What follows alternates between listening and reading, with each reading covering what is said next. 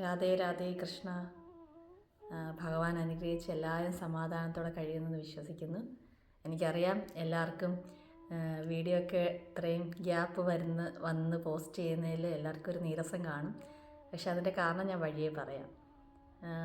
അഹല്യാദേവിയുടെ കഥ അത് എല്ലാവർക്കും അറിയാവുന്നതാണ്. എനിക്കറിയാം, പച്ചവെള്ളം പോലെ എല്ലാവർക്കും അറിയാവുന്ന കാര്യങ്ങളായിരിക്കും. പക്ഷേ അത് എനിക്കിപ്പോൾ പറയേണ്ട ഡ്യൂട്ടി ഭഗവാൻ തന്നതുകൊണ്ട് ഞാനത് വീണ്ടും നമ്മുടെ ബ്രഹ്മമുരളിയിൽ എട്ടുന്നേ ഉള്ളൂ. അപ്പോൾ അതിൻ്റെ അർത്ഥവും ഞാനിങ്ങനെ ഒരുപാട് വിശദീകരിച്ചൊന്നും ഇട്ടിട്ടില്ല. സാധാരണക്കാരായ നമുക്ക് പ്രാർത്ഥിക്കുമ്പോൾ മനസ്സിൽ കുറച്ച് കാര്യങ്ങൾ വരണം, അത് മാത്രമാണ് ചുരുക്കിയാണ് ഇട്ടേക്കുന്നത്. ഞാൻ ഒരു പുസ്തകവും വായിച്ചിട്ടല്ല കേട്ടോ ഈ അഹല്യാദേവിയുടെ കഥ അതിൽ ബ്രഹ്മമുരളികളിൽ ഇട്ടേക്കുന്നത്. ഞാൻ പലരും പറഞ്ഞത് കേട്ടിട്ടൊക്കെയാണ് ഞാൻ അതിൽ ഇട്ടേക്കുന്നത്. അപ്പം ചിലർ പറയുന്നുണ്ട് അതിൽ ദേവിക്ക് അറിയാമായിരുന്നു ദേവേന്ദ്രൻ ആണ് വന്നതെന്ന്. ചിലർ പറയുന്നത് ദേവിക്ക് അറിയത്തില്ലായിരുന്നു ഗൗതമ മുനിയുടെ രൂപത്തിലാണ് വന്നതെന്ന്. അപ്പം എന്താണ് ശരിക്കും നടന്നതെന്ന് ഭഗവാനും ദേവിക്ക് മാത്രമേ അറിയത്തുള്ളൂ. അപ്പം ശരിക്കും അവിടെ എന്ത് നടന്നു എന്നൊന്നും നമുക്ക് നോക്കണ്ട, നമുക്കതിൻ്റെ അന്ന് എന്ത് പഠിക്കാനുണ്ട് അത് മാത്രം നോക്കിയാൽ മതി. മനുഷ്യർ ജീവിക്കുന്നതേ ഹോപ്പ്, ഒരു പ്രതീക്ഷ എന്നുള്ള സംഭവത്തിലാണ്. അപ്പോൾ ഈ പ്രതീക്ഷ എപ്പം നഷ്ടപ്പെടുന്നോ അപ്പോൾ ആരെങ്കിലും ഒരിച്ചിരി കരുണയോ സ്നേഹമോ കാണിക്കാൻ വരുമ്പോൾ നമ്മൾ ആ ചൂഷണത്തിൽ അകപ്പെട്ടു പോകും. അത് പുരുഷനായാലും സ്ത്രീ ആയാലും. ഇപ്പം ദേവിയുടെ പോലത്തെ കഥ അങ്ങനെ സംഭവിച്ചവർ കാണും. അതല്ലാതെ ഇപ്പം ബിസിനസ്സായാലും അങ്ങനെയും തകർച്ച വന്ന് നമുക്ക് മുന്നോട്ട് പോകാൻ പറ്റാത്തൊരവസ്ഥകളൊക്കെ വരാറുണ്ട്. ആ സമയത്ത് പോലും പലരും നമുക്ക് തോന്നും അയ്യോ അവരുടെ സാമീപ്യം നമുക്ക് ഒരു സമാധാനം തരുന്നുണ്ടെന്ന്. പക്ഷേ ഇവർക്ക് ആർക്കും സ്ഥിരമായി നമ്മളോട് നിൽക്കാൻ പറ്റത്തില്ല. എവിടെയെങ്കിലുമൊക്കെ വെച്ച് നമ്മളെ വിട്ടിട്ട് പോകും. അത് അവരുടെയും കുറ്റമല്ല. അപ്പം നമ്മളെപ്പോഴും ഹോപ്പും അറ്റാച്ച്മെൻറ്റും ഒക്കെ വെക്കേണ്ടത് നിങ്ങൾ ഏത് നാമം ഇട്ട് വിളിക്കുന്നോ ആ നാമത്തിലുള്ള ഭഗവാനെ അല്ലെങ്കിൽ ഹയർ കോൺഷ്യസ് തന്നെ നമ്മൾ ആ ഹോപ്പും അറ്റാച്ച്മെൻറ്റും ഒക്കെ വെക്കാവും. എന്നുവെച്ചാൽ എന്ത് പ്രശ്നം വന്നാലും ആ ഒരു ശക്തി നമ്മളെ കൈവിട്ട് പോകത്തില്ല. നമുക്ക് ഈ ഒരു ഭൂമിയിൽ ജന്മം തരണമെന്ന് ഉദ്ദേശിച്ച നിമിഷം തൊട്ട് ജന്മം എടുക്കുന്നു, അത് കഴിഞ്ഞ് അതിൻ്റെ ഇടയ്ക്കുള്ള ജീവിതം, ആ ഒരു ലൈഫ് ജേർണി, അത് കഴിഞ്ഞ് മരിക്കുന്നു, മരിച്ചു കഴിഞ്ഞ ശേഷം ഈ ഒരു ശക്തി നമ്മുടെ കൂടെ കണ്ടിന്യൂസ് ആയിട്ട് കൂടെ കാണും. അതൊരിക്കലും നമ്മളെ കളഞ്ഞിട്ട് പോകുന്നില്ല. പക്ഷേ ഇതിൻ്റെ ഇടയ്ക്ക് വന്നു പോകുന്നവരാണ് ഒരു ചെറിയ തെറ്റ് കണ്ടാൽ പോലും കുറ്റപ്പെടുത്തി നമ്മളെ ഉപേക്ഷിച്ചിട്ട് പോകുന്നത്. പറയുന്നത് കേട്ടിട്ടില്ലേ, ഇങ്ങനെ ലോകത്ത് ആരെല്ലാം നമ്മുടെ തെറ്റും കുറ്റമൊക്കെ കണ്ടുപിടിച്ച് പറഞ്ഞാലും നമ്മളെ പ്രസവിച്ച അമ്മ മാത്രം നമ്മളെ ഒരിക്കലും കുറ്റപ്പെടുത്തില്ല. ആ ഒരു മനസാക്ഷിയുടെ മുമ്പിൽ നമ്മുടെ സർവ്വ തെറ്റുകളും ക്ഷമിക്കപ്പെടുമെന്ന്. പക്ഷെ ആ അമ്മയ്ക്ക് പോലും ക്ഷമിക്കാൻ പറ്റാത്തൊരവസ്ഥകൾ വരും.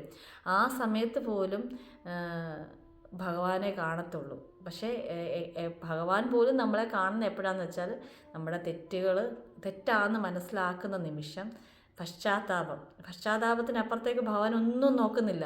പശ്ചാത്തപിച്ച് ദൈവമേ ഭഗവാനെ ഞാനിനി ഒരു തെറ്റും അങ്ങനത്തെ ചെയ്യത്തില്ല, എനിക്കൊരു തെറ്റ് പറ്റിപ്പോയി എന്ന് പറയുന്ന നിമിഷം, നമ്മൾ സമർപ്പിച്ച് ഭഗവാന്റെ കാൽക്ക് സമർപ്പിക്കുന്ന നിമിഷം തൊട്ട് നമ്മുടെ ലൈഫ് ചേഞ്ച് ചെയ്യാൻ തുടങ്ങുക. ഒരു മനുഷ്യനും പെർഫെക്റ്റ് അല്ല. ഈ മായ ആകുന്ന ലോകത്ത് വന്ന് പെട്ടാൽ മനുഷ്യർ അറിയാതെ തെറ്റുകൾ ചെയ്തു പോകും. അറിഞ്ഞുകൊണ്ട് തെറ്റ് ചെയ്യാതിരിക്കുക, അറിയാതെ തെറ്റ് ചെയ്ത് പോകും. അപ്പോൾ നമ്മൾ ഭഗവാനോട് ക്ഷമ ചോദിക്കുക എന്നും പറഞ്ഞ് നമ്മൾ എന്താ പറയുക, ആരൊക്കെ ഉപേക്ഷിച്ചെന്ന് പറഞ്ഞാലും ഞാൻ പറഞ്ഞില്ലേ, ഭഗവാൻ നമ്മളെ ഉപേക്ഷിക്കത്തുമില്ല. എപ്പോഴാണോ നമ്മൾ സർവ്വ തെറ്റുകൾക്കും മാപ്പ് അപേക്ഷിച്ച് ഭഗവാനെ എനിക്ക് എൻ്റെ ഉള്ളിലെ ഏറ്റവും നന്മ മാത്രം പുറത്തോട്ട് വരാം, അതെൻ്റെ ബെസ്റ്റ് വേർഷൻ പുറത്ത് കൊണ്ടുവരാൻ നീ എന്നെ സഹായിക്കണം, നിന്നെ ഞാൻ ആശ്രയിക്കുന്നു എന്ന് പറഞ്ഞ് ഭഗവാന്റെ കാൽക്ക് സറണ്ടർ ചെയ്യുന്ന ആ നിമിഷം തൊട്ട് നമ്മുടെ ലൈഫ് ചേഞ്ച് ചെയ്യാൻ തുടങ്ങുക. ഇത് കേൾക്കുമ്പോൾ ചിലർ പറയും, ഞാൻ അങ്ങനെ അങ്ങനെ പണ്ട് ചെയ്തിട്ടുണ്ട്. പക്ഷേ ഇങ്ങനെ പറഞ്ഞ സമയത്ത് എന്താ പറയത്തില്ലേ, ഭഗവാനെ അങ്ങനെ പറയാൻ തുടങ്ങിയ ഭഗവാനെ കൂട്ടുപിടിച്ചു അല്ലെങ്കിൽ ആ ദൈവിക ശക്തിയുടെ അടുത്ത് ഞാൻ എപ്പോഴാണോ അടുക്കാൻ ശ്രമിക്കുന്നത് അപ്പോൾ കൂടുതൽ പ്രശ്നങ്ങൾ വന്നുകൊണ്ടിരിക്കും. അടിയാ വരുന്നത്, നിലത്തിട്ട് ചവിട്ടി മെതിക്കുക. അതിലും ഭേദം അങ്ങോട്ട് പോകാതിരിക്കുന്നത് നല്ല. ഒന്നും പ്രാർത്ഥിക്കുകയൊന്നും ചെയ്യാതെ ഞാൻ ചെയ്തു പോയിക്കോട്ടെ പൊയ്ക്കൊണ്ടിരുന്ന കാര്യങ്ങൾ പൊയ്ക്കൊണ്ടിരുന്നപ്പോൾ അത് സ്മൂത്തായിരുന്നു എന്ന് ചിലർ പറഞ്ഞേക്കാം. പക്ഷേ അത് ഒരിക്കലും നിങ്ങൾക്ക് തോന്നുന്നതാണ് സ്മൂത്താന്ന്. അതിനെല്ലാം അടി അവസാനം കിട്ടും. പക്ഷേ ഭഗവാനെ വിളിച്ചു കഴിഞ്ഞ ഉടനെ നിങ്ങൾക്ക് തോന്നുന്നുണ്ട് പ്രശ്നത്തിന് പുറത്ത് പ്രശ്നം വരുന്നുണ്ടെന്ന് തോന്നുന്നുണ്ടെങ്കിൽ ഞാനതിനൊരു ഒരു ഉദാഹരണം പറയാം. ഒരാത്മാവ്, ആ ആത്മാവ് എത്ര ജന്മം എടുത്തിട്ടുണ്ട് ഈ പ്രപഞ്ചത്തിൽ നിന്ന് ആ ആത്മാവിന് അറിയത്തില്ല. പക്ഷേ അതിൻ്റെ ആദ്യത്തെ ജന്മം തൊട്ട് ഇന്ന് ഈ നിമിഷം വരെ അവരെന്തെല്ലാം ചെയ്തിട്ടുണ്ടോ, പാപങ്ങൾ ചെയ്തിട്ടുണ്ടോ, അതെല്ലാം അവരുടെ ദേഹത്ത് ഇങ്ങനെ പുണ്ണൊക്കെ ആയിട്ട് വരുവാണ് എണ്ണം. ഓരോ പാപത്തിനും ഓരോ പുണ്ണ് ഇങ്ങനെ. അപ്പോൾ ആ പുണ്ണെല്ലാം ഇങ്ങനെ പഴുപ്പായിട്ട് അലിയുന്നുണ്ട്, പുറത്തോട്ട് വരുന്നുണ്ട്. അപ്പോൾ ഇവർക്ക് ഈ ആത്മാവിന് ആദ്യത്തെ പുണ്ണ് വന്ന സമയത്ത് തന്നെ അവരൊരു ഷോൾ ഇട്ട് പുതച്ചിട്ടുണ്ടെന്ന് വിചാരിക്കാം. അപ്പോൾ ഒന്ന് ആലോചിച്ച് നോക്കുക, ആ ഇട്ട ഷോളാണ് ഇന്ന് ഈ നിമിഷം വരെ അവരിട്ടേക്കുന്നത്. അപ്പോൾ അതിലെന്തുമാത്രം ദുർഗന്ധമായിരിക്കും ആ ഷോളിൽ നിന്നും അവരുടെ ശരീരത്തിൽ നിന്നും വരുന്നത്. അവർക്ക് തന്നെ അറിയാം. അവരെല്ലാവരും ആട്ടി ഓടിച്ച് ഇങ്ങനെ ഇരുട്ടത്ത് മാറി ഇങ്ങനെ ഇരിക്കുവാണ്. ആരുമില്ല അവർക്ക് ആശ്രയിക്കാൻ, ഒന്നുമില്ല, ഇനിയും തിരിച്ചൊരു വരവില്ല എന്ന് അങ്ങനെ വിചാരിക്കുന്ന സമയത്ത് വിശ്വാമിത്രൻ ശ്രീരാമചന്ദ്രനെ കൈപിടിച്ച് അഹല്യാദേവിയുടെ മുമ്പിൽ കൊണ്ട് കാണിക്കുന്ന പോലെ ദുർഗാമ്മ ശ്രീകൃഷ്ണൻ്റെ കൈ പിടിച്ച് കണ്ണാ നോക്ക്, ഇതിനെ എങ്ങനെയെങ്കിലും ശരിയാക്കണം എന്ന് പറഞ്ഞു കൊണ്ടുവന്ന് നിർത്തുകയും ശ്രീകൃഷ്ണൻ എന്താ പറയുക, ശ്രീകൃഷ്ണൻ അടുക്കും തോറും ആ ആത്മാവ് പുറകോട്ട് കൈ തട്ടി മാറ്റുക. ശ്രീകൃഷ്ണന് ഒരു അറപ്പും തോന്നുന്നില്ല. ശ്രീകൃഷ്ണൻ ആ ദുർഗന്ധമായിട്ട് ഒന്നും നോക്കുന്നില്ല. ആളുടെ ദേഹത്തുനിന്ന് പഴുപ്പ് വരുന്നെന്നോ അല്ലെങ്കിൽ എന്തുമാത്രം മലിനപ്പെട്ടതാണ് ആ ആത്മാവെന്ന് ഭഗവാൻ നോക്കുന്നില്ല. ഭഗവാൻ ചെല്ലും തോറും വീണ്ടും ഈ ആത്മാവ് തള്ളി മാറ്റാൻ നോക്കുക. എന്നിട്ടും ഭഗവാൻ 2 കൈയും നീട്ടി ഈ ആത്മാവിനെ ചേർത്ത് പിടിക്കുമ്പോൾ ആത്മാവ് ആദ്യമായിട്ട് കാണുവാണ്. അറപ്പും വെറുപ്പും ഒന്നും ഇല്ലാതെ കരുണയും സ്നേഹവും മാത്രമാണ് ഭഗവാന്റെ കണ്ണിൽ. എന്നിട്ട് പിന്നെ അങ്ങനെ ഉള്ള ആത്മാവ് കാണുന്ന എന്താ വെച്ചാൽ ഓരോ വ്രണവും ഭഗവാൻ അടുത്ത് വന്നപ്പോൾ ഓരോ വ്രണവും ഇങ്ങനെ കരിയുന്നു. ഈ വ്രണമാണ് ഈ പ്രശ്നങ്ങളായിട്ട് നിങ്ങൾക്ക് തോന്നുന്നത്. നമ്മൾ അത്രയും നാൾ നമ്മൾ ചെയ്ത പാപങ്ങളാണ് നമുക്ക് ഭഗവാൻ കൂടെ വരുമ്പോൾ, അല്ലെ ആ ദൈവിക ശക്തി കൂടെ വരുമ്പോൾ നമുക്ക് പെട്ടെന്ന് എരിയിച്ച് കളയുകയാണ്. അല്ലാതെ നമ്മളെ നിലത്തിട്ട് മനുഷ്യരെ പോലെ ചവിട്ടി മെതിക്കുമല്ല. ഞാൻ അഹല്യാസ്തുതി പ്രാർത്ഥിക്കുമ്പോൾ എൻ്റെ ഉള്ളിൽ ആ അഹല്യാസ്തുതി ഞാൻ ആദ്യമായിട്ട് ഞാൻ ഇത് കേട്ട ദിവസം തൊട്ട് ഇന്ന് ഈ നിമിഷം വരെ ഞാൻ അതിനുശേഷം ചൊല്ലാൻ തുടങ്ങിയപ്പോഴും ഇന്ന് ഈ നിമിഷം വരെ ഞാൻ ചൊല്ലുമ്പോഴും എൻ്റെ ഉള്ളിൽ വരുന്ന ആ ഒരു ഇമേജസാണ് ഞാൻ നിങ്ങളുടെ അടുത്ത് പറഞ്ഞത്. ഇങ്ങനെ ഒരു ആത്മാവ് മാറിയിരിക്കുന്നത്, അതായത് ഞാൻ എന്നെ തന്നെയാണ് ആ ആത്മാവായിട്ട് കാണുന്നത്. അപ്പം മാറിയിരിക്കുന്നു. ലോകത്തുള്ള എല്ലാ മനുഷ്യരാലും ഉപേക്ഷിക്കപ്പെട്ടാലും നമ്മളെ സ്നേഹിക്കാൻ ആ ഭഗവാനുണ്ട്. അപ്പം ഞാൻ ഇങ്ങനെ അഹല്യാസ്തുതി ചൊല്ലുമ്പോൾ ആദ്യമായിട്ട് കേൾക്കുമ്പോഴേ എനിക്ക് ഇങ്ങനെയാണ്, ഞാനിപ്പോൾ ഈ പറഞ്ഞ ആത്മാവിൻ്റെ കഥയാണ്, എന്നെ തന്നെയാണ് ഞാൻ പറഞ്ഞത്. അപ്പോൾ എനിക്കതാണ് മനസ്സിൽ വന്നത്. അതുകൊണ്ടായിരിക്കും എനിക്ക് അഹല്യാസ്തുതി ഭയങ്കര ഇഷ്ടം തോന്നിയിട്ട് ഞാൻ അത് ഇങ്ങനെ പാടി ഇന്ന് ഈ എത്രയോ നാളായിട്ട് പാടുന്നു. എനിക്കൊരു 3-4 വർഷമായിട്ട് ഞാൻ പാടുന്നുണ്ട്, അത് ചൊല്ലുന്നുണ്ട്. അപ്പം ഇന്ന് ചൊല്ലുന്ന ദിവസം വരെ ഇനി അങ്ങോട്ടും അങ്ങനെ തന്നെ ആയിരിക്കും. ഞാനിതിങ്ങനെ മനസ്സിൽ കണ്ട് അത് ചൊല്ലുന്നതുകൊണ്ടായിരിക്കും ഏതെങ്കിലും ഒരു പോയിന്റിൽ കാണും, അഹല്യാസ്തുതി ചൊല്ലുന്ന ഏതെങ്കിലും ഒരു പോയിന്റിൽ എൻ്റെ കണ്ണ് നിറയാതെ ഞാൻ ചൊല്ലാതെ എനിക്കത് തീർക്കാൻ പറ്റത്തില്ല. ഞാനത് അത്രയും ഉൾക്കൊണ്ടാണ്. എന്താ വെച്ചാൽ ഞാനിങ്ങനെ മാറിയിരിക്കുന്നു, ഒരാളാലും സഹായിക്കാനില്ലാതെ മാറിയിരിക്കുമ്പം നമ്മുടെ ഉള്ള അത്രയും കരുണ, അൺകണ്ടീഷണൽ ലവ് ആണ് അദ്ദേഹത്തിൻ്റെ കണ്ണിൽ ഞാൻ കാണുന്നത്. അപ്പം എനിക്ക് നിങ്ങളോട് പറയാനുള്ളതും, ഭഗവാനെ കൂട്ടുപിടിക്കുമ്പോൾ നിങ്ങൾക്ക് തോന്നും പ്രശ്നങ്ങൾ ഒരു പ്രശ്നത്തിന് പുറത്ത് കാര്യങ്ങൾ വരുന്നതായിട്ട് നിങ്ങൾക്ക് തോന്നും. പക്ഷെ അതിൽ കണ്ട് ഭയപ്പെടേണ്ട ആവശ്യമില്ല. നമ്മൾ ഇത്രയും നാളും ചെയ്തു വെച്ച കുറച്ച് പാപങ്ങളുണ്ട്, അതെല്ലാം എരിയിച്ച് കളയുന്നതാണ്. മനസ്സിലായോ? അതുകൊണ്ട് ഞാൻ എല്ലാവരോടും, അതായത് ഈ ലൈഫിൽ സ്റ്റക്കായി നിൽക്കുന്നു, മുന്നോട്ട് പോകാനൊരു ഹോപ്പും ഇല്ല, അല്ലെങ്കിൽ എന്തെങ്കിലും തെറ്റ് ചെയ്തു ഇനി അതുകൊണ്ട് ഞാൻ ഏറ്റവും വലിയ പാപിയ എന്നൊക്കെ കുറ്റബോധത്താൽ കഴിയുന്നവരൊക്കെ ഉണ്ടാവും.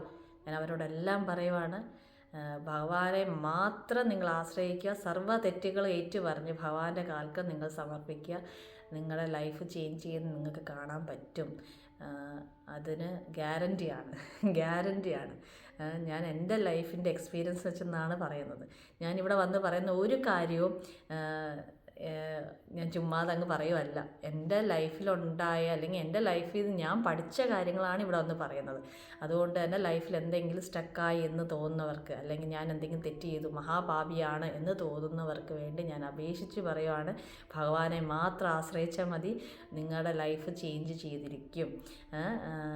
അത് നമ്മൾ ഒന്നിനു വേണ്ടിയല്ല ഭഗവാനെ ആശ്രയിക്കേണ്ടത്, മനസ്സ് തുറന്ന് ഭഗവാനെ സ്നേഹിക്കുക. എനിക്ക് എന്തെങ്കിലുമൊക്കെ നേടിയെടുക്കാൻ പറ്റും ഇദ്ദേഹത്തെ കൂട്ടുപിടിച്ച അങ്ങനെ നിൽക്കുന്നവരോട് ഭഗവാനും അങ്ങനെ തന്നെ നിൽക്കത്തുള്ളൂ. യാതൊരു സ്നേഹവും കാണത്തില്ല. ഭഗവാനും നിങ്ങളുടെ കാര്യങ്ങളൊക്കെ സഹായിച്ചു തരും. പക്ഷെ അങ്ങനല്ല ഞാൻ പറയുന്നത്. ഒന്നിനും വേണ്ടി അല്ലാതെ ഭഗവാനെ നിങ്ങൾ സ്നേഹിച്ചു തുടങ്ങൂ. ഇനിയും ലൈഫിൽ സ്റ്റക്കായി നിൽക്കുന്നു എന്ന് തോന്നുന്നവർക്ക് ലൈഫ് സ്റ്റാർട്ടാക്കി തരിക തന്നെ ചെയ്യും ഭഗവാൻ. എന്തെങ്കിലും തെറ്റുകൾ ചെയ്തിട്ടുണ്ടെങ്കിൽ ഭഗവാനോട് ക്ഷമ ചോദിച്ച്, ശരിക്കും മനസ്സറിഞ്ഞ് ക്ഷമ ചോദിച്ചു കഴിഞ്ഞാൽ വേറെ ആരും വേണ്ട നിങ്ങൾക്ക്. വേറെ ആരും നിങ്ങളെ തള്ളി പറഞ്ഞാലും ഭഗവാൻ നിങ്ങളെ ചേർത്ത് പിടിച്ചോളും. അതിന് 100% ഗ്യാരണ്ടിയാണ്. നിങ്ങളിപ്പോൾ ഒന്ന് ഇമാജിൻ ചെയ്യുക, ഒരു എന്താ പറയുക, ഒരു ഭിക്ഷ എടുക്കുന്ന ഒരു കുടുംബം. കുടുംബം എന്ന് പറയണ്ട, കുറച്ച് ആളുകൾ ഭിക്ഷ എടുക്കുന്നു.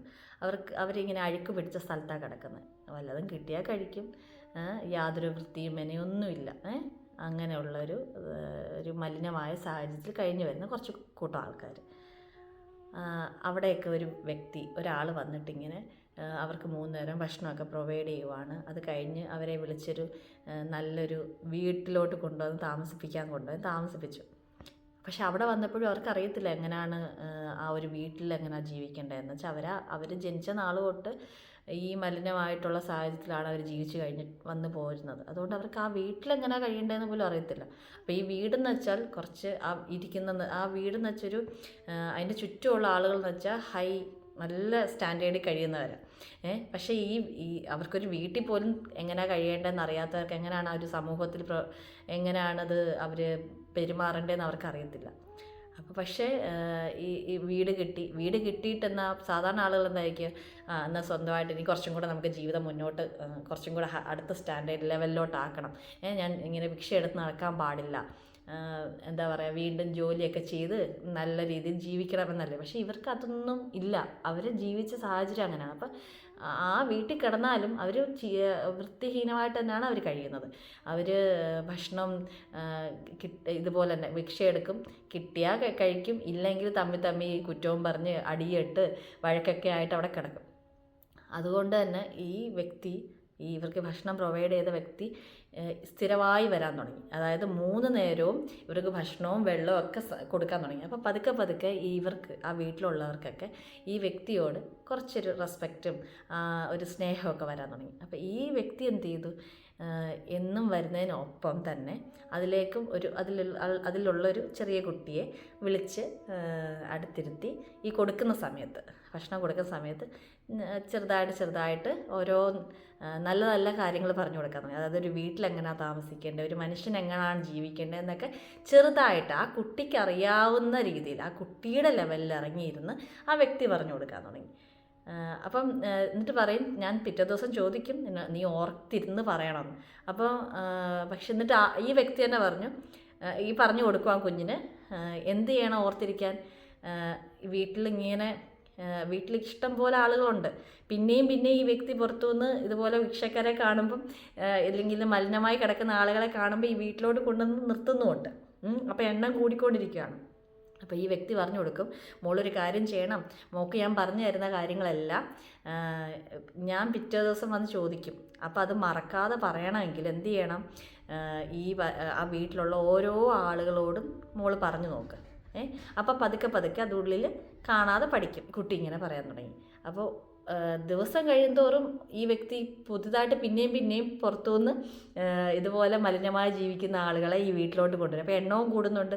ഇദ്ദേഹം പറഞ്ഞു കൊടുക്കുന്നത് ഈ കുട്ടി ഓരോ ആളുകളോടും പറഞ്ഞു തുടങ്ങി ഇങ്ങനെ കേൾക്കുന്ന ആൾക്കും ഈ കുട്ടിക്കും ഉള്ളിലൊരു പരിവർത്തനം വരാൻ തുടങ്ങി. ഈ പറയുന്നത് കാണാതെ പറയുക മാത്രമല്ല, ഇതിനകത്തുള്ള ആ അർത്ഥം അവർക്ക് ഉള്ളിൽ മനസ്സിലാവാൻ തുടങ്ങി. അപ്പോൾ അവർക്ക് തോന്നി, നമ്മൾ അവർ പറയുന്ന ഓരോ കാര്യങ്ങളും ഈ കുട്ടിയാണെങ്കിലും ഈ കുട്ടി കേൾക്കുന്ന ആൾക്കാരാണെങ്കിലും അവരുടെ ലൈഫിൽ അത് എന്താ പറയുക പ്രാക്ടിക്കലാക്കാൻ തുടങ്ങുകയും ആ വീട്ടിനൊരു ശുദ്ധി വരികയും ആ സമൂഹത്തിൽ എങ്ങനെ അവർക്ക് ചുറ്റുമുള്ള സമൂഹത്തിലുള്ള ആളുകളൊക്കെ ഹൈ സ്റ്റാൻഡേർഡ് നിൽക്കുന്നവരാണ്, അവർക്കൊപ്പം വളരാൻ തുടങ്ങി. കഴിഞ്ഞപ്പം ഈ വീട്ടിലുള്ളവർ നല്ല രീതിയിൽ, അതായത് പുറത്ത് അവർ താമസിച്ച ഏത് സൊസൈറ്റിയിലാണോ ആ സൊസൈറ്റിയിലുള്ള ആളുകളുമായിട്ട് ശരിക്കും നേരത്തെ ആ സൊസൈറ്റിയിലുള്ളവർക്ക് ഇവരെ അവജ്ഞയായിരുന്നെങ്കിൽ പിന്നീട് ഇവരുടെ മാറ്റവും ഇവരും അവർക്ക് ഈക്വലായി വരികയും ചെയ്തപ്പം അവരും ഇവരെ അക്സെപ്റ്റ് ചെയ്തു. അപ്പോൾ ഞാൻ പറഞ്ഞു വരുന്നത്, നമ്മളും ലൈഫിൽ സ്പിരിച്വാലിറ്റിയുടെ കാര്യത്തിൽ അല്ലെങ്കിൽ ആത്മീയത കാര്യത്തിൽ ദൈവീയ കാര്യങ്ങൾ നമ്മൾ ഭയങ്കര ദരിദ്രരാണ്, നമുക്കൊന്നും അറിയത്തില്ല. അപ്പം ഈ ഭിക്ഷക്കാരുടെ മുമ്പിൽ വിശന്നിരിക്കുന്ന മലിനമായിട്ട് കിടക്കുന്ന യാതൊരു ബോധവും ഇല്ലാത്തവരുടെ മുമ്പിലോട്ട് കൊണ്ടുവന്ന് ഇങ്ങനെ വൃത്തിയുടെയും മെനയുടെയും കാര്യം ആ ഭക്ഷണം കൊണ്ടുവന്ന ആൾ പെട്ടെന്ന് പറഞ്ഞാൽ ആരും അംഗീകരിക്കാൻ പോകുന്നില്ല അല്ലേ. അപ്പം ഞാൻ പറഞ്ഞു വരുന്നത്, നമ്മൾ ഈ ഭിക്ഷക്കാരുടെ കാര്യം പറഞ്ഞില്ലേ, അതുപോലെ തന്നെയാണ് ഞാൻ ഉൾപ്പെടെയുള്ള ആളുകൾ, നമ്മൾ കുറച്ച് പേര്, എല്ലാവരെയും പറയുന്നില്ല, കുറച്ച് പേര് നമ്മൾ ദൈവികമായിട്ടുള്ള കാര്യങ്ങളൊന്നും അറിയാതെ വളർന്ന് വന്ന സാഹചര്യമായിരിക്കും. അപ്പോൾ അങ്ങനെയുള്ളപ്പോൾ ആദ്യമായിട്ട് ദൈവത്തെ അറിയുന്ന ഒരാളുടെ മുമ്പിലോട്ട് നിനക്ക് എന്തെങ്കിലും പ്രശ്നങ്ങളുണ്ടോ, ഉണ്ടെങ്കിൽ ഇന്നൊരു ശക്തിയുണ്ട്, ആളെ വിളിച്ചാൽ മതി എന്ന് പറഞ്ഞിട്ട് ദൈവത്തെ പറ്റി ഇൻട്രൊഡ്യൂസ് ചെയ്തതിന് ശേഷം എന്താ സംഭവിക്കുന്നത്? ഒരുപാട് റൂൾസ്, അത് ചെയ്താൽ ദോഷമാട്ടോ, ഇത് ചെയ്താൽ ദോഷമാട്ടോ, ഇങ്ങനെ റൂൾസ് പറഞ്ഞാൽ ഒരിക്കലും ഒരാൾക്കും ആ ദൈവത്തിനോടോ അല്ലെങ്കിൽ ആ ഒരു പവറിനോട് അടുക്കാൻ തോന്നത്തില്ല. ഇതിലും ഭേദം ഞാൻ പണ്ട് ജീവിച്ച് നടന്ന പോലെ ജീവിച്ചാൽ മതിയായിരുന്നു, എനിക്ക് പ്രശ്നങ്ങളില്ല, റൂൾസ് നോക്കണ്ട, അറ്റ്ലീസ്റ്റ് സന്തോഷമുണ്ട്. ഇതിപ്പോൾ ഒരാളെ പ്രീതിപ്പെടുത്താൻ പോകാമെന്ന് വെച്ചാൽ എൻ്റെ പ്രശ്നങ്ങൾക്ക് ഒരു അറുതി വരാൻ വേണ്ടിയാണ് ഞാൻ ഭഗവാനെ തിരക്കി നടക്കുന്നത്, ദൈവത്തെ തിരക്കുന്നത്, ദൈവത്തെ പ്രാർത്ഥിക്കാൻ പറയുന്നു. ആ ദൈവത്തിൻ്റെ കൂടെ അടുക്കുമ്പോഴത്തേക്ക് അവർ പറയുന്നു ഈ ദോഷമുണ്ട് ആ ദോഷമുണ്ടെന്നും പറഞ്ഞ് ഭയപ്പെടുത്തുകയല്ല വേണ്ടത്. ഇപ്പോൾ ഈ ഭിക്ഷക്കാരുടെ കാര്യം പറഞ്ഞ പോലെ അവർ വിശന്ന് വലഞ്ഞ് ഭിക്ഷ എടുക്കുമ്പോൾ, ഒരു നേരത്തെ ഭക്ഷണത്തിന് വേണ്ടി ഭിക്ഷ എടുക്കുമ്പോൾ അവരുടെ മുമ്പിൽ പോയിട്ട് വൃത്തിയുടെയും മെനയുടെയൊക്കെ കാര്യം പറഞ്ഞാൽ അവർ വില കൊടുക്കത്തില്ല. അതിന് പകരം ആദ്യം എന്താ ആ വ്യക്തി ചെയ്തത്? ഭക്ഷണം കൊടുത്തും വെള്ളം കൊടുത്തും പതുക്കെ അവരുടെ വിശ്വാസവും സ്നേഹവും പിടിച്ചു പറ്റി. അതുപോലെ തന്നെയാണ് സാധാരണ ആൾക്കാർക്ക് ദൈവത്തെപ്പറ്റി പറഞ്ഞു കൊടുക്കുമ്പോൾ, അല്ലെങ്കിൽ നമ്മുടെ വീട്ടിലുള്ള പുതിയ കുഞ്ഞുങ്ങൾക്ക് പറഞ്ഞു കൊടുത്താൽ പോലും അത് അവരെ ആദ്യം ചെയ്യേണ്ടത് ദൈവം എന്നുള്ള ആ സംഭവത്തെ സ്നേഹിക്കാൻ പഠിപ്പിക്കുക.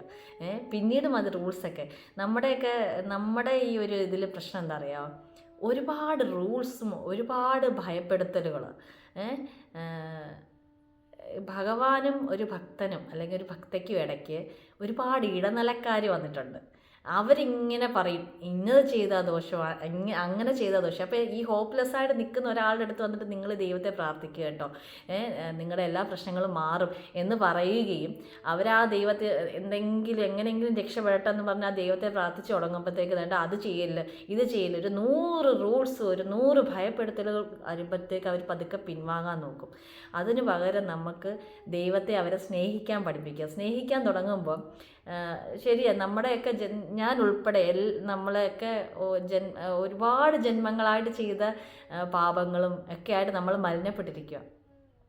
അപ്പോൾ അങ്ങനെ ആ ഒരു മലിനമായിട്ട് അത്രയും നമ്മുടെ ഒരു സ്വഭാവമായി മാറിക്കഴിഞ്ഞു. ഭഗവാൻ ഇഷ്ടമില്ലാത്ത പല കാര്യങ്ങളും നമ്മുടെ ഒരു സ്ഥായിയായ സ്വഭാവമായി മാറിക്കഴിഞ്ഞു. അവരോട് പെട്ടെന്ന് വന്ന് അങ്ങനെയുള്ള ഒരു ആൾക്കാരോട് പെട്ടെന്ന് വന്ന് ഭഗവാൻ ഇങ്ങനൊന്നും അല്ല ഇഷ്ടം, ഇതൊക്കെയാണ് ഭഗവാന്റെ ഭക്തൻ്റെ ക്വാളിറ്റീസ് അല്ലെ ഭക്തിയുടെ ക്വാളിറ്റീസ് എന്ന് പറഞ്ഞ് ദൈവത്തെ അറിയാത്ത ഒരാളുടെ മുമ്പിലോട്ട് വെക്കുമ്പോൾ എനിക്ക് അങ്ങനെ ഒരു ഭക്തി ആവണ്ട, എനിക്ക് ഇങ്ങനെ ജീവിച്ചാൽ മതി എന്നേ പറയത്തുള്ളൂ. അതേസമയം ആദ്യമേ നമ്മൾ പതുക്കെ ഭഗവാന്റെ കാര്യങ്ങൾ പറഞ്ഞു കൊടുത്ത് സ്നേഹിച്ചാൽ മതി, അദ്ദേഹത്തിൻ്റെ സ്നേഹം അൺകണ്ടീഷണലാണ് എന്ന് പറഞ്ഞു കൊടുത്ത് ആ ഭഗവാനോടുള്ള സ്നേഹം ആയി വരുമ്പോൾ തനിയെ ആയി വരുമ്പോൾ നമുക്ക് ഉള്ളിൽ നിന്ന് വരണം, ഒരാൾക്കും ഫോഴ്സ് ചെയ്ത് വരുത്താൻ പറ്റില്ല. പക്ഷേ ഭഗവാനെ മനസ്സ് സ്നേഹിച്ച് തുടങ്ങുമ്പോൾ ഭഗവാന്റെ ഭഗവാന്റെ പ്രിയ ഭക്തയാവാൻ അല്ലെങ്കിൽ ഭക്തനാവാൻ ആ ഭഗവാൻ ഇഷ്ടമുള്ള കുറച്ച് കാര്യങ്ങളുണ്ടല്ലോ. സ്നേഹിച്ചു തുടങ്ങുമ്പോൾ മനസ്സിലാവുമല്ലോ. നമുക്കൊരാളെ സ്നേഹിച്ചു തുടങ്ങുമ്പം നമുക്ക് അറിയാമല്ലോ ആ സ്നേഹിക്കുന്ന ആൾക്ക് എന്തൊക്കെയാണ് പ്രിയം എന്ന്. നമ്മളപ്പോൾ എന്താ ചെയ്യുക? എത്ര കഠിനമായിട്ടുള്ള സംഭവമാണെങ്കിലും എത്ര നമുക്ക് മാറ്റാൻ പറ്റാത്ത സ്വഭാവമാണെങ്കിലും നമ്മൾ മാറ്റും അല്ലേ? എന്തുകൊണ്ടാണ്? നമ്മൾ സ്നേഹിക്കുന്ന ആളുടെ സ്നേഹം കൂടുതൽ കിട്ടാൻ വേണ്ടി. അപ്പം ആദ്യം നമ്മളും അതുപോലെയാണ് ചെയ്യേണ്ടത്. ഈ ഭിക്ഷക്കാരുടെ മുമ്പിൽ വിശന്നിരിക്കുന്ന ഭിക്ഷക്കാരുടെ മുമ്പിൽ വൃത്തിയും മെനയുടെ കാര്യം പറഞ്ഞ പോലെ ദൈവത്തെ അറിയാത്ത ഒരാളുടെ മുമ്പിൽ പോയി അല്ലെങ്കിൽ ഹോപ്പ്ലെസ് ആയിട്ട് നിൽക്കുന്ന ഒരാളുടെ മുമ്പിൽ പോയിട്ട് വേദാന്തവും ഒന്നും അല്ല പറഞ്ഞു കൊടുക്കുന്നത്, അല്ലെങ്കിൽ റൂൾസും കാര്യങ്ങളൊന്നും അല്ല ആദ്യം പറഞ്ഞു കൊടുക്കുന്നത്. നമ്മൾ ആദ്യം ചെയ്യേണ്ട ഭഗവാനെ സ്നേഹിക്കാൻ. നിങ്ങൾ വിളിച്ചു തുടങ്ങും, നിങ്ങളുടെ പ്രശ്നങ്ങളെല്ലാം സോൾവ് ആവും, ഞാൻ ഗ്യാരണ്ടി. അദ്ദേഹത്തിൻ്റെ അൺകണ്ടീഷണൽ ലവ് എന്നൊക്കെ പറഞ്ഞ് അദ്ദേഹത്തെ സ്നേഹിച്ച് തുടങ്ങുമ്പോൾ പതുക്കെ പതുക്കെ ആ വ്യക്തി ഉറപ്പായിട്ടും ഭഗവാൻ ഇഷ്ടമുള്ളതായിട്ട് മാറും. അന്നേരം ഈ ഒരുപാട് റൂൾസും ഭയപ്പെടുത്തലുകളാണ് നമ്മുടെ ഒരു പ്രത്യേകിച്ച് ഈ ഹിന്ദുക്കളുടെ ഇടയ്ക്കുള്ളത്. ഞാൻ ശ്രദ്ധിച്ചിട്ടുള്ളതാണ്. എന്തുവാ, എന്ത് ചെയ്താലും ദോഷം അത് ചെയ്യല് ദോഷമാണ്, ഇത് ചെയ്യല് ദോഷമാണ്.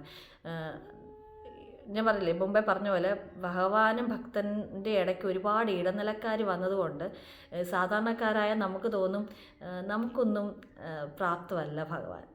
ഇതെല്ലാം ഇത്രയും പേര് കടന്ന് ചെല്ലുന്നു വേണം ഭഗവാന്റെ അടുത്ത് നമ്മുടെ പ്രാർത്ഥനകൾ എത്താൻ എന്നാണ് നമ്മുടെയൊക്കെ ഒരു വിചാരം, ഈ ഭയപ്പെടുത്തലുകൾ കാരണം. അതേസമയം ശരിക്കും ഭഗവാൻ ഒരു കയ്യാകാലം പോലും ഇല്ല, നമ്മുടെ ഉള്ളിൽ തന്നെയാണ് ഭഗവാൻ ഇരിക്കുന്നത്. അത് അറിഞ്ഞ ആൾക്ക് അത് ഞാൻ ഈ പറയുന്നത് അത്രയും ഉൾക്കൊള്ളാൻ പറ്റത്തുള്ളൂ. ഞാൻ പറഞ്ഞില്ലേ, ഭയപ്പെടുത്തുവാണ്, മനുഷ്യനെ ഭയപ്പെടുത്തി അവരുടെ കാര്യസാധ്യത്തിന് വേണ്ടിയായിരിക്കും. എന്നാലും ഒരുപാട് ഭയപ്പെടുത്തലുകൾ കാരണം ഇപ്പം എനിക്ക് യാതൊരു ദൈവികമായിട്ടുള്ള കാര്യങ്ങളൊന്നും അങ്ങനെ പറഞ്ഞു തരാൻ യാതൊരു ഇതും ഇല്ലാത്തൊരു ബാക്ക്ഗ്രൗണ്ടിൽ നിന്നാണ് വന്നത്. അങ്ങനെയുള്ള ഒരുപാട് പേരുണ്ട്.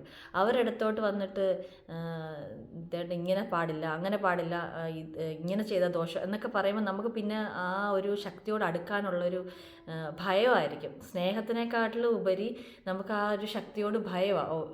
ഞാനിപ്പം തന്നെ ഓൾറെഡി കഷ്ടപ്പെട്ടാണ് ജീവിക്കുന്നത്, അതിൻ്റെ കൂടെ വേണ്ടാത്ത വയ്യാവേലിയും കൂടെ വലിച്ചു വെക്കണ്ട എന്നുള്ള രീതിയിൽ നമ്മൾ ആ ഭഗവാനുമായിട്ട് ജീവിക്കാൻ തുടങ്ങും. പിന്നെ ഞാൻ പറഞ്ഞ പോലെ നമുക്ക് ഒരുപാട് അകൽച്ചയാണ് തോന്നുന്നത്. ഒരുപാട് ഇടനിലക്കാർ നിൽക്കുന്നതുകൊണ്ട് നമ്മുടെ വിചാരം ഇദ്ദേഹത്തായിട്ട് നമുക്ക് കോണ്ടാക്ട് ചെയ്യാൻ ഒരുപാട് ആളുകൾ വേണം, ഒരുപാട് മീഡിയേറ്റേഴ്സ് വേണം എന്നാണ് വിചാരം. പക്ഷേ അങ്ങനെയൊന്നും അല്ല. നമ്മൾ സ്നേഹിച്ചു തുടങ്ങുമ്പം നമ്മുടെ ഉള്ളിൽ തന്നെ ഉണ്ട് ഭഗവാൻ. നമുക്കറിയാൻ പറ്റും ആ ഭഗവാന്റെ പ്രസൻസ്. ഞാൻ ഈ ഭയപ്പെടുത്തലുകൾ കാരണം അത് പറയാൻ കാരണം വെച്ചാൽ ഞാൻ കുഞ്ഞിലെ തൊട്ട് കേട്ട് വരുന്ന കുറേ കാര്യങ്ങളുണ്ട്. അതിലൊന്ന്, ഈ പീരീഡ്സ് സമയത്ത് ഭഗവാനെ പ്രാർത്ഥിക്കാൻ പാടില്ല, അല്ലെ ദൈവമേ എന്ന് പോലും പറയാൻ പാടില്ല എന്ന് ഞാൻ കേട്ട് പഠിച്ചിട്ടുള്ള കാര്യമാണ്. ക്ഷേത്രങ്ങളിൽ പോകുന്ന കാര്യമല്ല ഞാൻ പറയുന്നത്, അത് ഓരോ റൂളാണ്. അത് ഭയപ്പെടുത്തലുകളല്ല, അത് ആ ക്ഷേത്രത്തിൻ്റെ ഓരോ ഞാൻ അന്ന് പറഞ്ഞ പോലെ തന്നെ സ്കൂള്, ക്ഷേത്രം, അതൊക്കെ ഓരോ റൂൾസാണ്. അത് അങ്ങനെ തന്നെ വെച്ചില്ലെങ്കിൽ നമ്മുടെ ആ ഒരു എന്താ പറയുക, ആർക്കും എന്തും ചെയ്യാം എന്നുള്ള രീതിയായി പോകും. ഞാൻ അതിനെപ്പറ്റി അല്ല പറയുന്നത്. ഞാൻ പറയുന്ന ഒരു വ്യക്തി എന്നൊരു നിലയിൽ, അല്ലെങ്കിൽ ഒരു ആത്മാവ്, ആ ആത്മാവിൻ്റെ ഹയർ പവറുമായിട്ട് കോണ്ടാക്ട് ചെയ്യാൻ അല്ലെങ്കിൽ കണക്ട് ചെയ്യാൻ യാതൊരു നിയമവും വേണ്ട. ഒരു നിയമവും ഇല്ല അതിന് മുമ്പിൽ. ഭഗവാനെ വിളിക്കുന്നതിന് ഏത് നിമിഷവും നമുക്ക് ഭഗവാനായിട്ട് കണക്ട് ചെയ്യുന്നതിനോ അല്ലെങ്കിൽ അദ്ദേഹത്തിനോട് നമ്മുടെ കാര്യങ്ങൾ പറയുന്നതിനോ അതിനൊന്നും ഭയപ്പെടുകയോ അല്ലെങ്കിൽ ഒരു ദോഷം വരുമോ അങ്ങനെയൊന്നും വിചാരിക്കേണ്ട ആവശ്യമില്ല. വെച്ചാൽ ഒരുപാട് ദോഷം വരുന്നുള്ള രീതിയിൽ ആളുകളെ ഭയപ്പെടുത്തി നിർത്തുന്നത്, അത് അങ്ങനെ പറയുന്നവർക്ക് എന്ത് ലാഭം ഉണ്ടാകുമെന്ന് എനിക്കറിയത്തില്ല. അപ്പം പറയാനാണെങ്കിൽ ഒരുപാട് ഉദാഹരണം നമുക്ക് തന്നെ അല്ലേ, നമുക്ക് ചുറ്റിനുമുണ്ട്. ഇപ്പോൾ തന്നെ ഞാൻ 2 വട്ടം കാശിയിൽ പോയിട്ടുണ്ട്.